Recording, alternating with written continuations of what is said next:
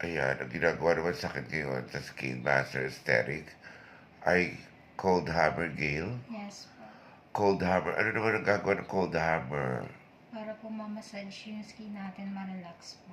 Para ma-relax at ma-massage yung skin. Malamig po siya. Yung mask na nilagay po sa akin ay may vitamin C. Yes. May vitamin C. Tapos itong malamig na pinagmamassage sa akin ni Gil ay cold hammer. Ayun po. Ay, sobrang nakaka-relax.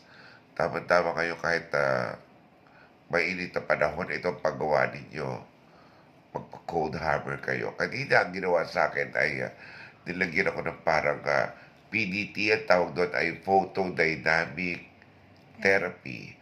Ano nagagawa ng PDT?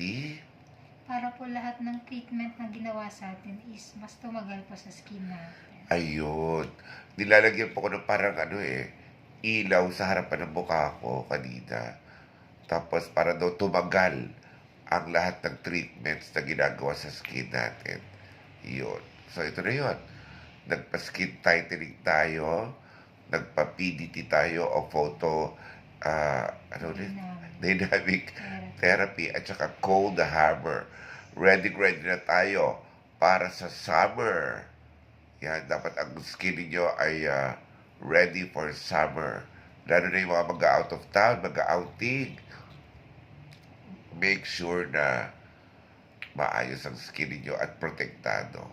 Only here at Skin Master Aesthetic, located sa harapan lang ng Food City, malapit sa Las Piñas, Morgan Church. Hanapin nyo lang si Gail o si Lennifer. And thank you very much kay Doc Archie sa pag-asikaso sa akin dito sa Skin Master Aesthetic. Open kami pala. Everyday, ano, Gail?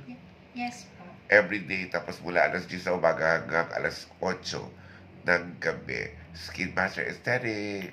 Happy birthday, Doc Archie.